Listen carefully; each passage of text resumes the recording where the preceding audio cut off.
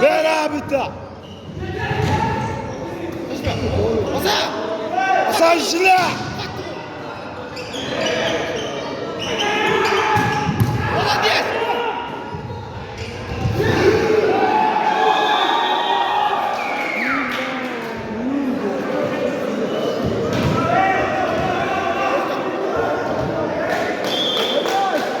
İyi, yaxşı. Ya.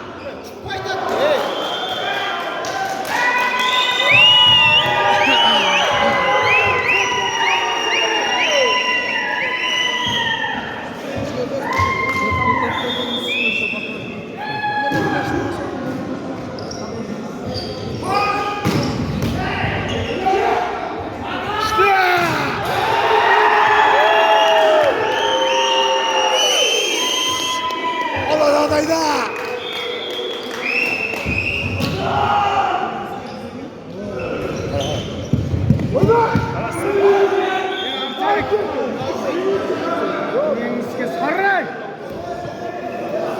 Sarı değil.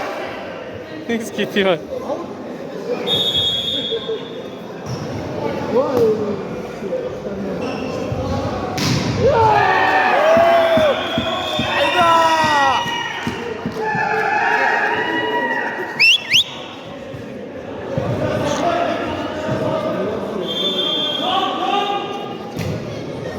Çap çap oldu çap.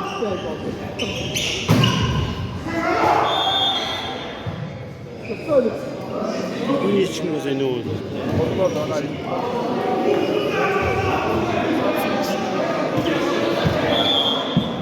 Şöyle oldu düşünüyordu.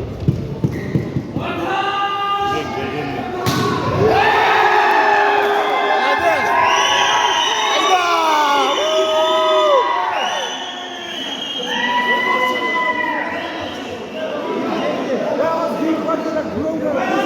Soğuk bek kullan gördün mü? Soğuk bek.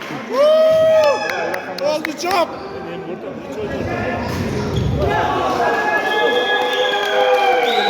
Şimdi sorudan sayacak.